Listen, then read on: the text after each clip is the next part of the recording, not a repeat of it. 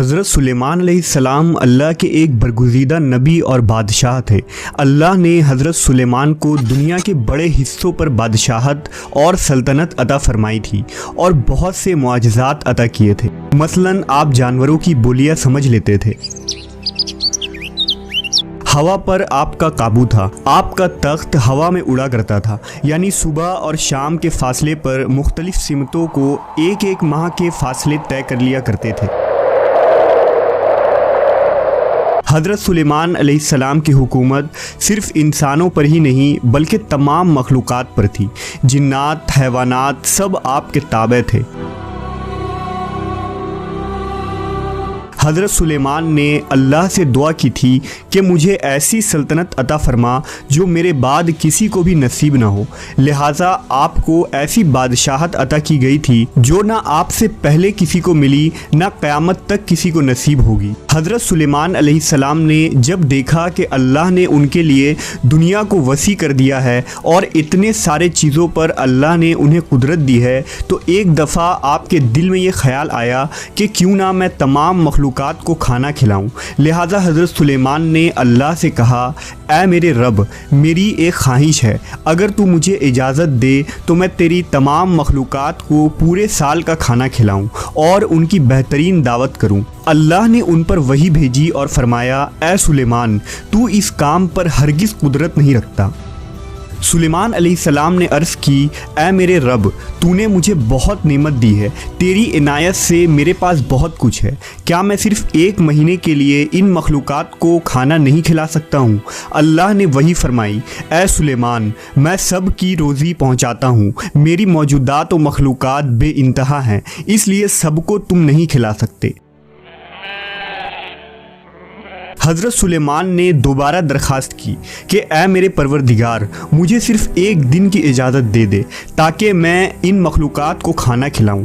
اس دفعہ اللہ نے حضرت سلیمان علیہ السلام کو ایک دن کی اجازت دے دی کہ وہ دنیا کے تمام مخلوقات کو کھانا کھلائیں۔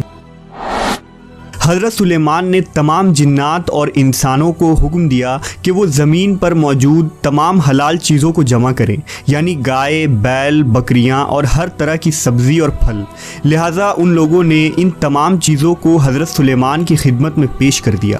بڑی بڑی دیگیں تیار کی گئیں، پھر ان جانوروں کو ذبح کیا گیا، ان کو پکایا گیا، شوربہ تیار کیا گیا، قسم قسم کے پکوان اور کھانے بنائے گئے۔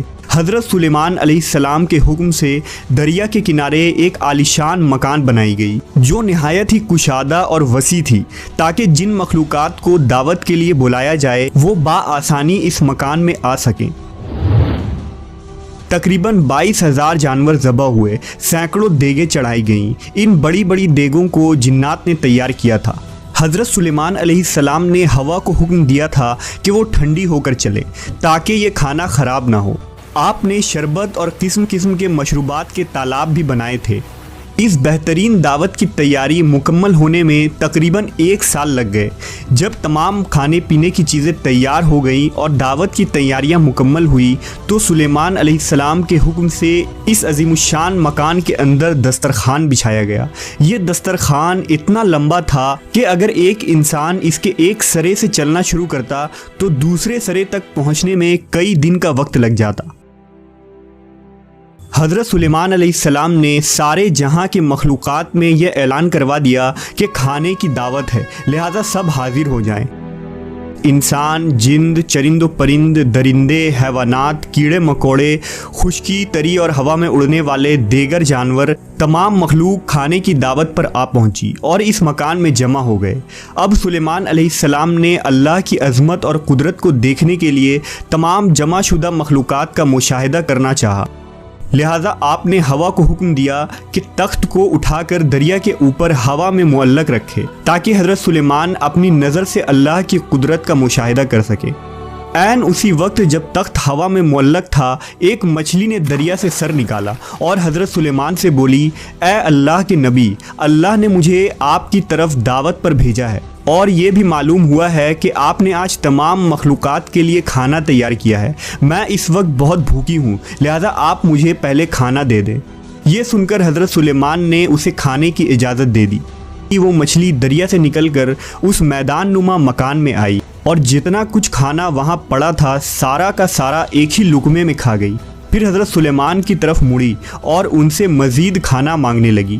یہ سن کر حضرت سلیمان علیہ السلام تعجب میں پڑ گئے اور بولے، اے مچھلی، میں نے تمام مخلوقات کے لیے یہ کھانا تیار کیا تھا جو تم نے ایک ہی نوالے میں کھا لیا، کیا اس سے بھی تیرا پیٹ نہیں بھرا جو تو اور کھانا مانگ رہی ہے؟ مچھلی بولی، اے اللہ کے نبی، اللہ تعالیٰ مجھے ہر روز 3 لقمے رزق دیتا ہے، اور جو کھانا آپ نے تیار کیا تھا وہ تو سب کا سب صرف ایک ہی لقمہ ہوا، اب مجھے 2 لقمے مزید کھانا درکار ہے، تب کہیں میرا پیٹ بھرے گا۔